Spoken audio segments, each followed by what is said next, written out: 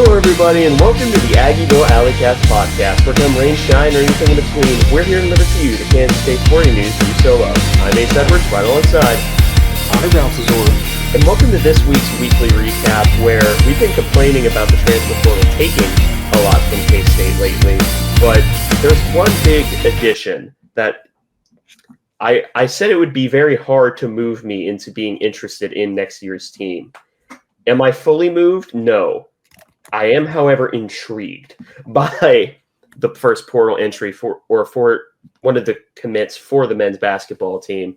Then we have another 2026 football commit, and then the begrudgingly covering a little bit of the Backcats. But before we get into any of that, we do have to give a shout out to the women's golf team for accomplishing something pretty special, Connor.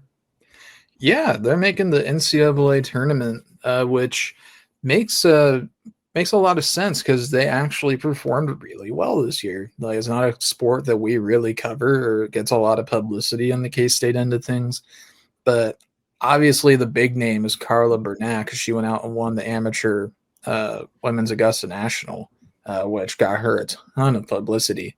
But then also Sophie Bird, her teammate, was the individual Big 12 champion, and Carla came in a tie for second. So there's some super talented women's golfers at K-State right now. And they're, as a team, they got rewarded, and they're going to, I believe, Lexington for the Kentucky Regional. Yeah, so just wanted to give them a quick shout because they definitely deserve it after – I believe this is the first time they've made it since 2017. Yeah, 17, yeah. So it's been a while. I mean, K-State, many things, not really a postseason success golf school, unfortunately. But we are changing the narrative.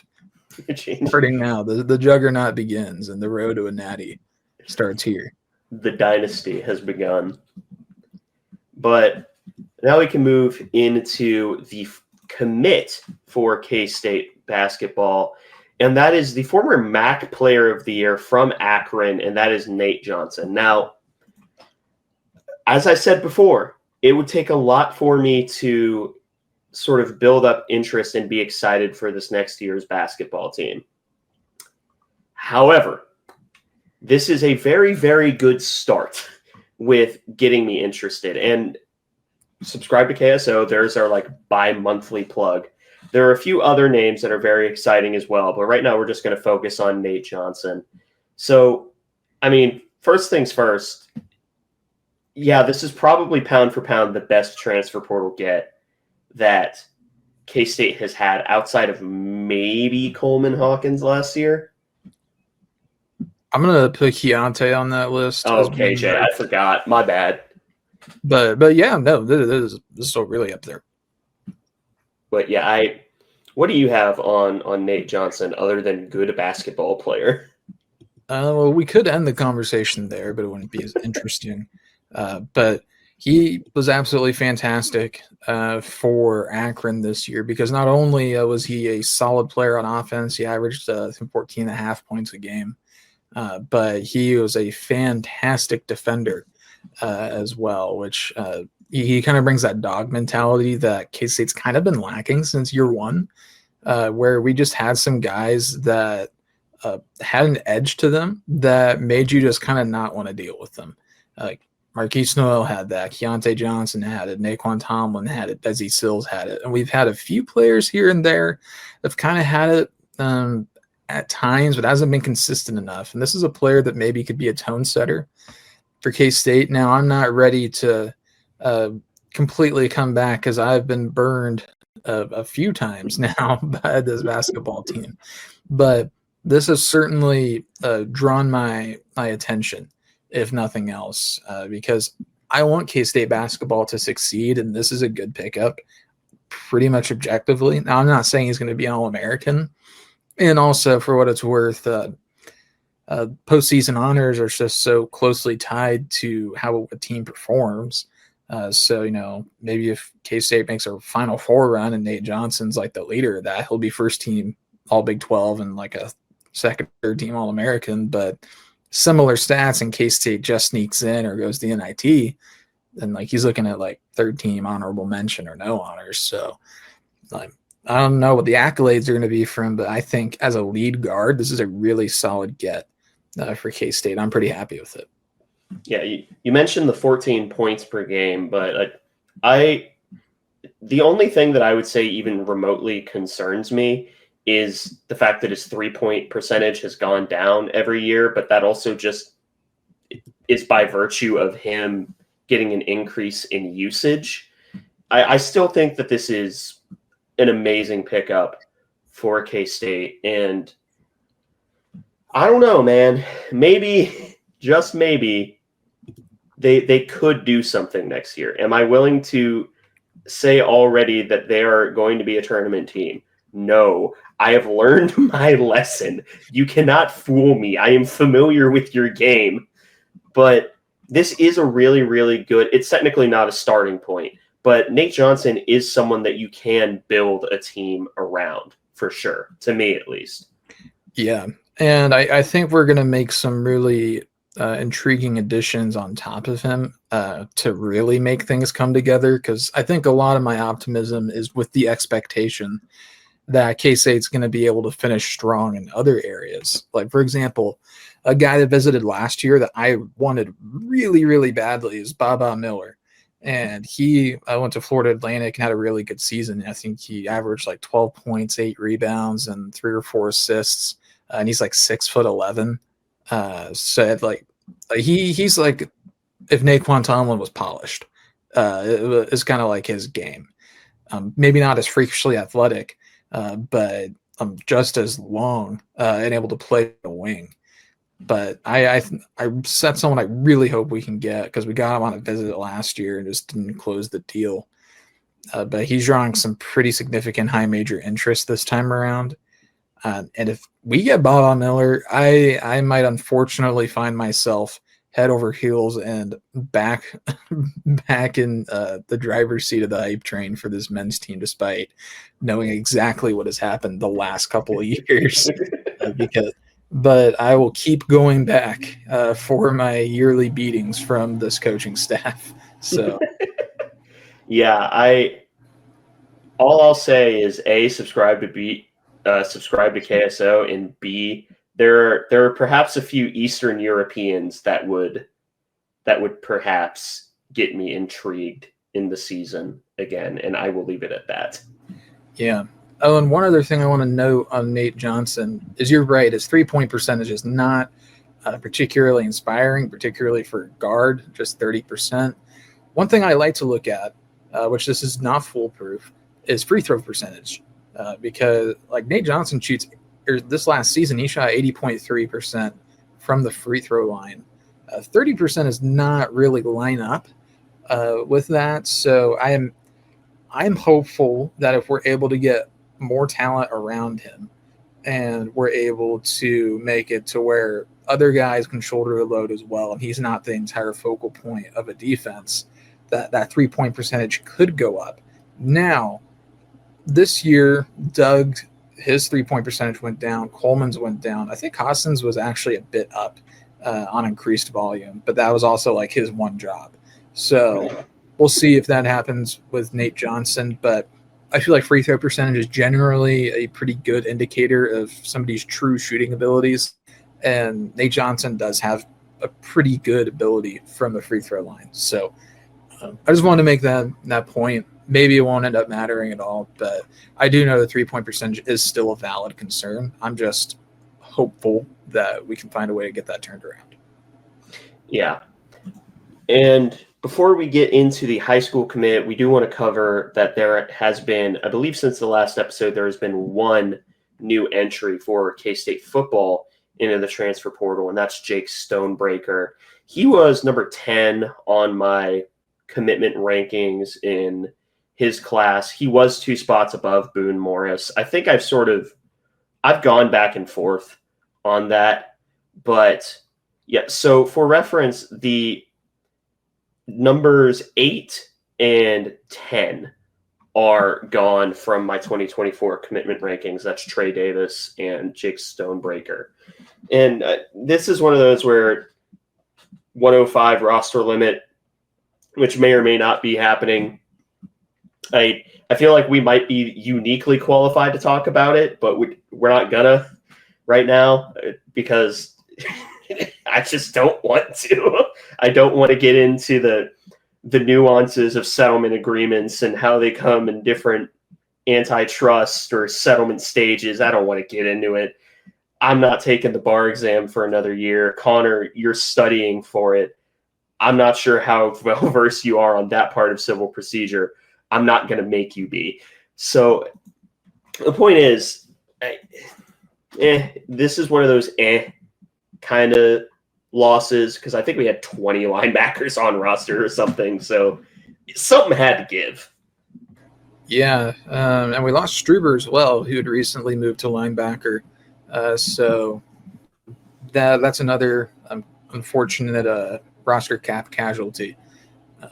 And several walk-ons been entering. Trey Krause was kind of an unfortunate one because I think he was in his last year as well. He was a pretty quality special teams guy, which that's going to be something that is really going to sting from this roster limit. Is you're so often able to backfill with walk-ons that are just really happy and jazzed to be there and willing to just get like 6 or 7 special team snaps a game and just try and take somebody's head off during that. You're not going to have as many of those guys anymore, which is going to be really unfortunate for a lot of guys that would have gotten a shot otherwise. But yeah, there's going to be some pretty tough cuts coming up for K-State. And we've already seen a few, but it's only going to get tougher from here. Yeah, and that is the unfortunate part. And I am curious to see, because if you didn't know, the House settlement, which is the thing that would have implemented the roster limits, was objected to. I'm trying to think of like the easiest way to say it. I guess not approved would be the best way to say it by the judge who would have been responsible for the ruling on the settlement. And it was over roster limits. So again, maybe we do a special in like a month or something. Here's the legal implications of like, here's antitrust law in this particular realm, because I guess people might be interested. I don't know. But what would have implemented the 105 limit is no longer an imminent threat. So I don't know how that's going to be operated. Smart money says they operate as if it is anyway. Yeah, I think it's more likely that K-State is going to continue down the track that they're on because you don't want to get into a situation where the House settlement gets approved like in August and they still apply it for this year. And you take guys through summer workouts and all the way up into the beginning of camp. And then you have to cut like 10 more guys that could have found a spot somewhere else if you had cut them loose earlier. Because I think that's what a lot of teams are doing right now, is letting guys go early in the hopes that by next fall they're going to have a landing spot and they're going to be able to play football still. But if we kind of sit around and wait, there's a chance that there's going to be some guys' careers that are going to get seriously damaged. But I don't know. Hopefully they come to a quick decision on this, because like there's not a lot of time to mess around on it. No, like they better go back to the negotiating board expeditiously. But we can talk in brighter news. We can talk about the second of the 2026 football commits for K-State, and that is Mill Valley standout guard LaMarcus Barber, who I think the best way to say it is the Mill Valley pipeline remains undefeated, but B is he's really lean and athletic for a guard.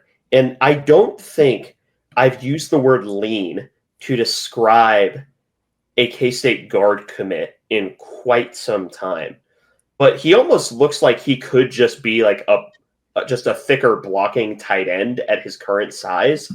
But he does have that sort of lateral athleticism that you look for in a pulling guard. In fact, most of his tape, his highlights are him pulling or in some way moving laterally, which in modern college football where you're running a lot of inside outside zone, that's kind of what you want your guards to be.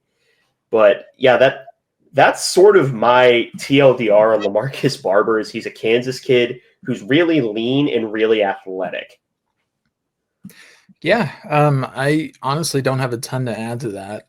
He's kind of flown under the radar a bit as a prospect. His only other power conference offer, I think, was Iowa State, and which is a little bit surprising that KU hadn't offered, because they've really just been throwing absurd sums of money at in-state guys this entire cycle, even when they don't really deserve it. But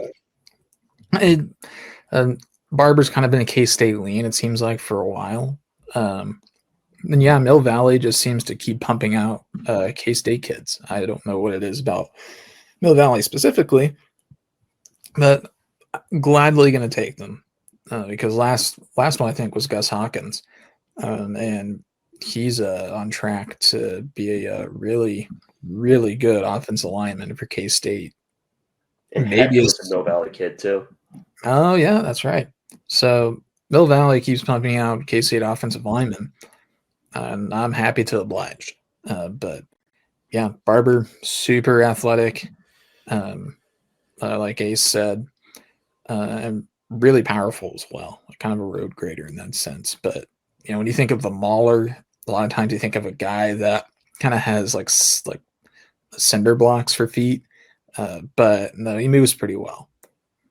Yeah, and he moves pretty well. The only complaint that I have with his game is he's definitely relying on the fact that although he is sort of leaner than everyone else, he is relying on the fact that he is still stronger than everyone else. So he's on his poles. He's not really using his hands to sort of engage the block. What he's doing is he is quite literally just trying to truck stick them, which high school, when you're bigger and stronger than everyone else, yeah, that's going to work. But that you're not going to be able to do that when you get to the Power 5 level or the Power 4 level, unless you are like 340. I was about to say, unless you're Cooper Beebe against Houston. So yeah, that one he got up to speed, and also he's Cooper Beebe. But yeah, I like the pickup. I believe I said the second. I still believe it is the second. It is. Okay. And it's going to be one of those smaller classes, A, because of the house settlement, and B, last year's class was pretty big, all things considered. I will be very curious to see. I mean, we already have one casualty of last year's class, but I'll be curious to see how this class sort of shapes up. I mean, you have the obvious in-state star of Ian Premier, it's just another tight end from Kansas, which is kind of weird that we've had two top tight ends in the state of Kansas back-to-back years. I have no insider information. I think it'd be pretty neat if we got back-to-back Lincoln Cure, Ian Premier. But I like the pickup, and I just really wish that this is complete aside. I really wish that John Pastore could just stay healthy, man. Yeah, that has really been something that's kind of flown under the radar, I think, in the K-State sphere the last couple of years, is that's a guy that's pretty consistently been on the verge of breaking through and earning more playing time. And he has played some still, but he just hasn't been able to stay healthy for quite long enough, which is really a shame because he was a really intriguing prospect out of high school. And is still a really intriguing prospect and seems to be a pretty good player. But man, he's just got to stay healthy at some point. There comes a point where availability is ability, and if you're not able to stay healthy, then that's going to be a problem. But I hope that he is able to get it figured out in rehab.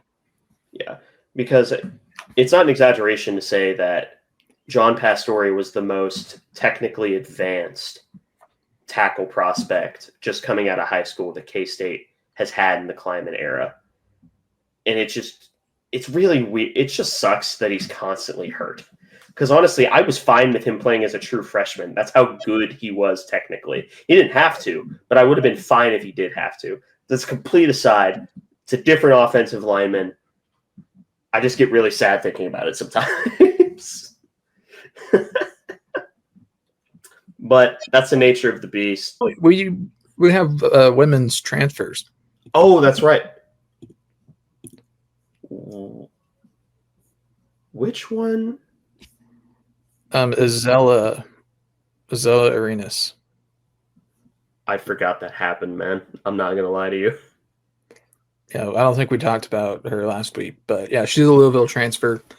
The name Arenas sounds familiar to you. It is because it is. She's a child of former NBA player Gilbert Arenas, who scored, I think, 12,000 career points in the league and was in the league for quite a while, actually. So, pretty strong basketball lineage. There's a video out there as well somewhere of Gilbert Arenas talking about that he nearly attended K-State for college back in like the late 90s, which would have been when Tom Asbury was the coach. So yes, he didn't take a liking to Tan Tom, which not many did. But his daughter's a guard. Louisville was a solid squad this year. She was only a freshman as well. So have that going for him. 5'9", so a little bit. We've been kind of going for shorter guards this year than we have in the past, but 4.2 points per game, 0.9 assists, 1.2 turnovers, 1.2 rebounds.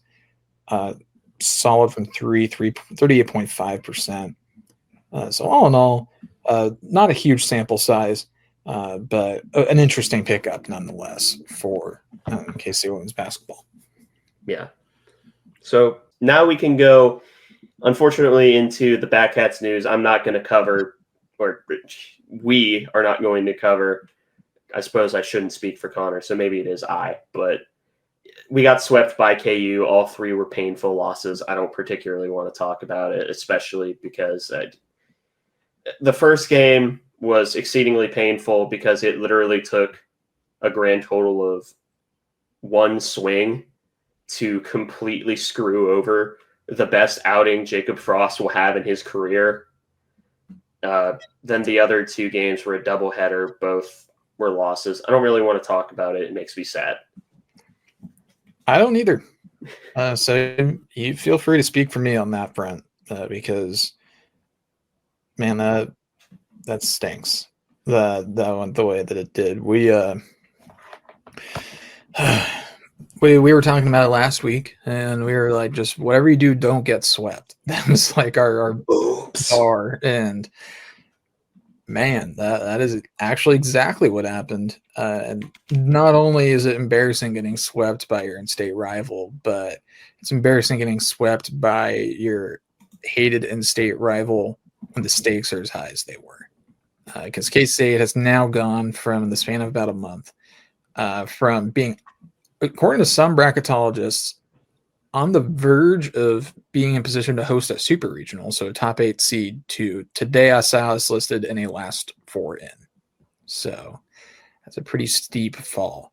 And now they did get right, maybe, against a middling Wichita State team, and they have a series at home this weekend where K-State has been very good. K-State's like 14-1 or 15-1 at home this year, so they have that going for them. But 14-1. Yeah, like they need to put some wins together really fast. And this is also a time where you got to be really grateful for the difficulty of the schedule in the non-conference. That win over Arkansas is just doing wonders for our RPI right now. That is the only reason we're hanging on right now, I think. Yeah. And for a quick RPI check, we are 39th, which is better than I thought we would be. That is absolutely shocking. Like we're totally getting carried by scheduling difficult and the non-conference, because 39 in the RPI, I fully expected us to even check after we got swept. I fully expected us to be down the 50s, honestly. The funny thing is that after we got swept, we still climbed 5. Jeez, man. And KU only climbed 4. Okay, so I guess everybody in front of us just was losing to like actually bad teams. Like I don't know what's going on in the college baseball RPI right now, but you know what? If it benefits us, then sure, why not?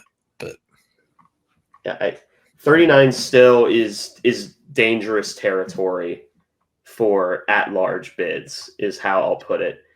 And if you were to put a gun to my head and ask me, does K-State make the NCAA tournament this year, I would tentatively say yes, just because I know how married to RPI the committee is. And as long as we take care of business and pick up at least 1 or 2 games against West Virginia, I think we survive. I think we sweat a lot, but I think we survive.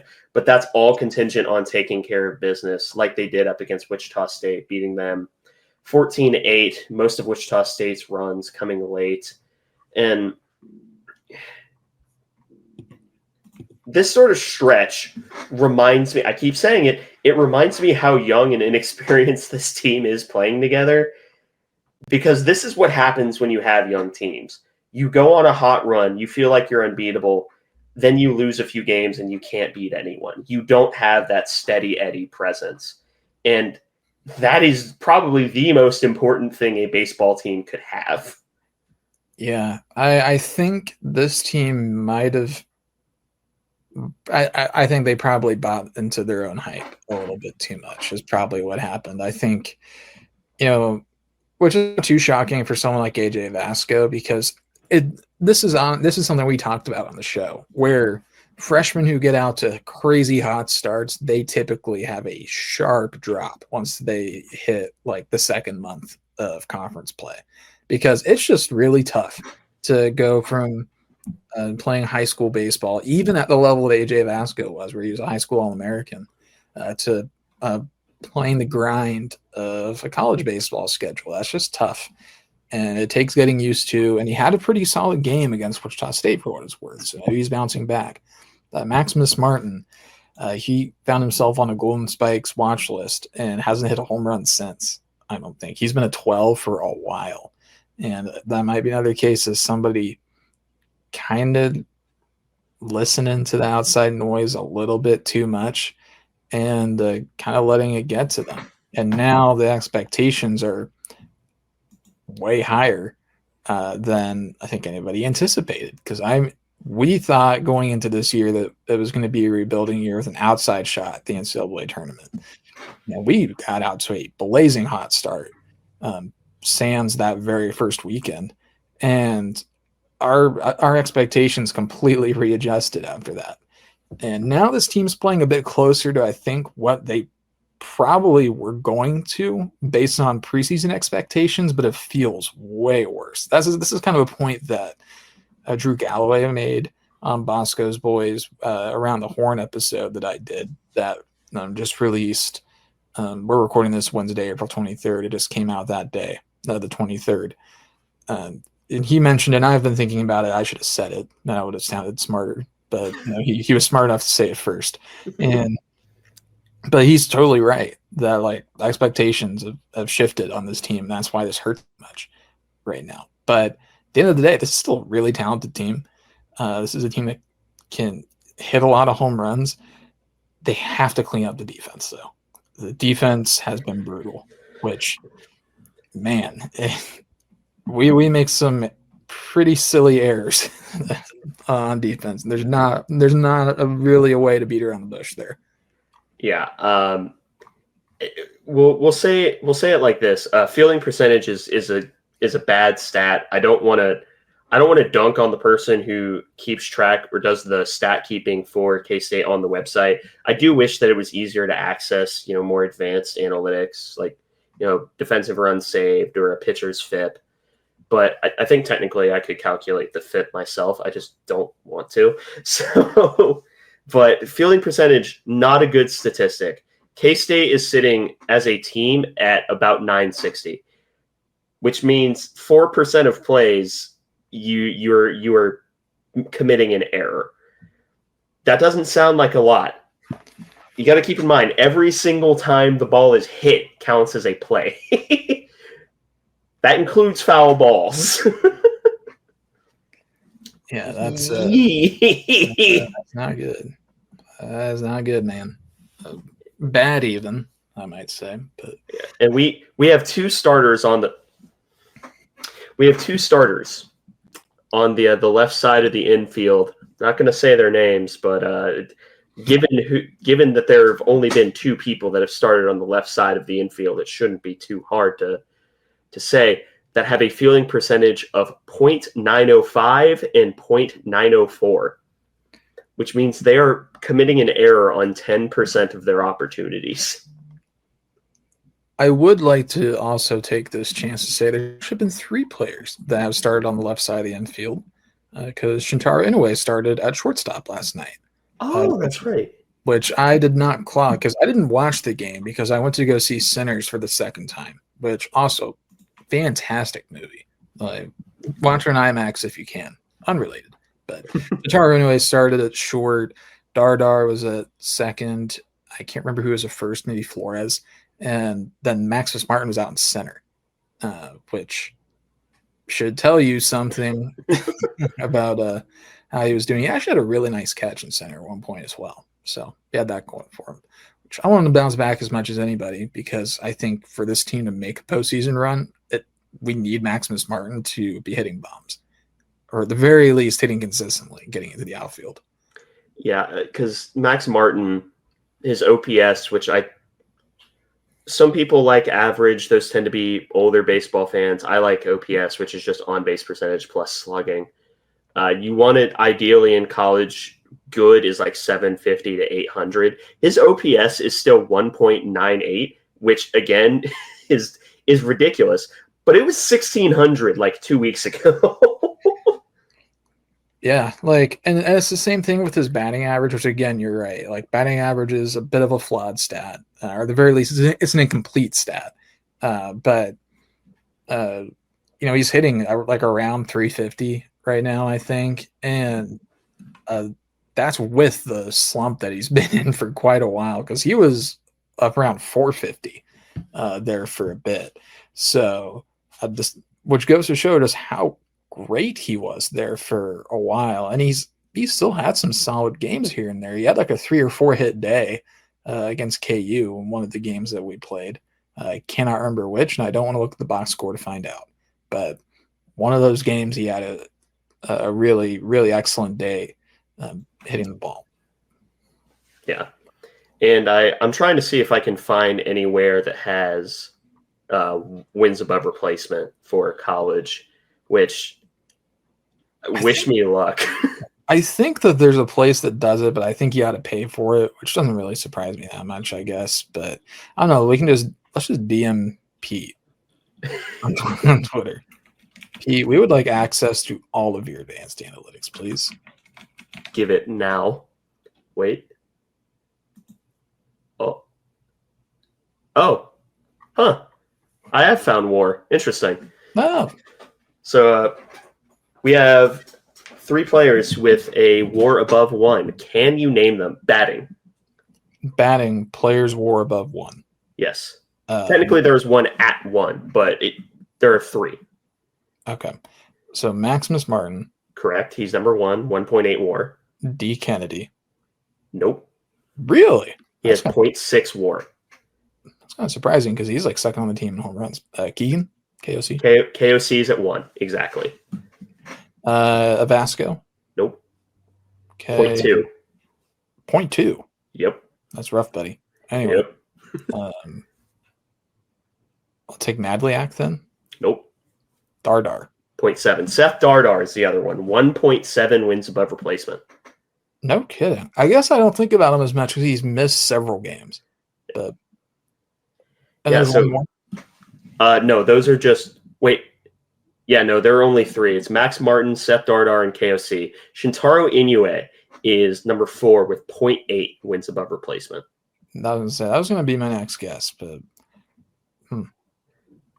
yeah. So anyway, I'll send you the website that I use because now I'm interested. But anyway, I don't think we have to cover much of the Wichita State game because it wasn't interesting until the very end. But I'll cover the pitchers nonetheless. Tanner Duke got the start and the win. 5 innings, 1 run, not earned. Surprise, surprise.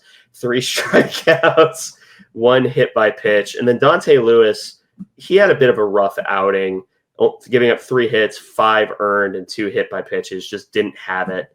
Then Adam Arthur came in, 2 hits, 1 run, or 2 runs given up, only 1 earned. Then Ty Rule came in and pitched the last inning. Would have gotten the save if it was a qualified outing. But other than Dante Lewis, you'll take that outing. Dante Lewis is young. His one trait right now is throw 95, which fine. But decent pitching day. Yeah, he's got some great off-speed stuff. He just has zero command of it right now, which, this is going to be an interesting offseason for him because, as a two-way player, you only have so many hours in the day to practice. So you're going to have to pick something for him to focus on because he's been pretty inconsistent at the plate, and he's been inconsistent as a pitcher. He's already pretty good in the field, though. I'm not really too worried about that, although he has had a few misplays. But I guess we can get into the batting now then. It was a home run derby for K-State in this one. 6 home runs for the Wildcats. D. Kennedy and Shintaro Inoue each had 2. D had just a no-doubter destruction of a baseball that went 450 to deep left center. Didn't quite get Keegan O'Connor's, which I can't remember how far it was. It was in the 490s or something like that. 493 or something like that. But still a really solid hit from D. Shintaro Inoue hit one, I think, about 425 to opposite field as well at one point, and then pulled one that went 50 feet shorter. So all right, man. But Shintaro also got a double. D. Kennedy had a double as well. And David Bishop sent a home run out as well on this one. I haven't seen as much of David Bishop this year as we had last year, but really solid for him. He did that, and he also had a double. And AJ Vasco, he sent one out too. And then Seth Dardar, he got himself a double as well. So really, most of the team had a really good day hitting the baseball. The only Wildcat in the starting lineup to not get a hit was Maximus Martin, who led the game off. He still drew a walk and scored a run, though. But Shintaro and D both went 3 for 5. And this one, Seth Dardar went 2 for 4. And David Bishop 2 for 5 himself. So, the Cats were really kind of hitting it around the yard. They went 14 for 38 as a team, drew 5 walks too. So, solid day for them. Yeah, and now we just have to take care of business up against Houston, who's and then, just see where everything comes into place for K-State. So that pretty much wraps up the news. However, Connor, we got on the topic of pitching, of batting war. There are 3. The news is over. Y'all can go home. But now the news is actually done. So now we can talk about pitching war, which pitching war is a fascinating animal, which is why I very rarely look at it. And Connor, you're about to get a crash course in why I barely look at pitching war and instead prefer fielding independent pitching, or FIP. There are 3 players who have positive pitching war, or who have a pitching war above 1. Only one of them is a starter. All right. And he is not the leader. Can you name them? All right. I will try. I will guess one of them is Guyette. He is in first place, 1.8 war. Starters. I'm going to roll the dice here and say Sheffield. Sheffield has negative war. Really? That's kind of surprising. Well, actually, I guess I was not surprised. He has been very good recently. But you mentioned a starter, and I'm here thinking none of them have really been great. So, Frost? It is Frost with 1.33. I guess this last outing just catapulted him. Yes, I think he got a war for that by himself. Yeah, that game did wonders for him, I would imagine. Then we have one more pitcher, other than the 2 that I mentioned that are above a 1. Adam Arthur? That is correct. He is 1.41 wins above replacement. All right. Now you get to explain your dislike. I just don't think it's as good or as valuable a statistic as it is with position players, because position players get a much bigger sample size and it's more holistic. So it's very, very difficult for a position player to have one good outing and that really affect their WAR a significant amount. If you're a pitcher, one outing can completely nuke your WAR. I mean, and even if you're inconsistent at WAR, if you have two good outings, you get positive WAR. Because the fourth place pitcher in terms of wins above replacement for pitching is Ty Rule with 0.69. Number 5 is Dante Lewis with 0.52. No.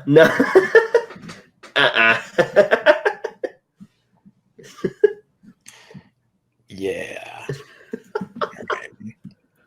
So, additional transfer news. Boone Morris, he's in the portal as well. I don't know if we mentioned him. Well, no, we didn't. So both of the linebacker commits from last year's class, the one that I had rated below Stonebreaker as well, are gone, which, I mean, that sucks, but fine. And the date, for the record, we are recording this a day early. Connor mentioned it earlier. We're recording it a day early because of the NFL draft, which we will be dutifully watching. I'm going to call it now. The only way Shedeur Sanders gets drafted in the first round is at number 9 to the Saints. So please at me on Twitter if I am incorrect. And if I am correct, don't bother saying anything. You don't need to inflate my ego.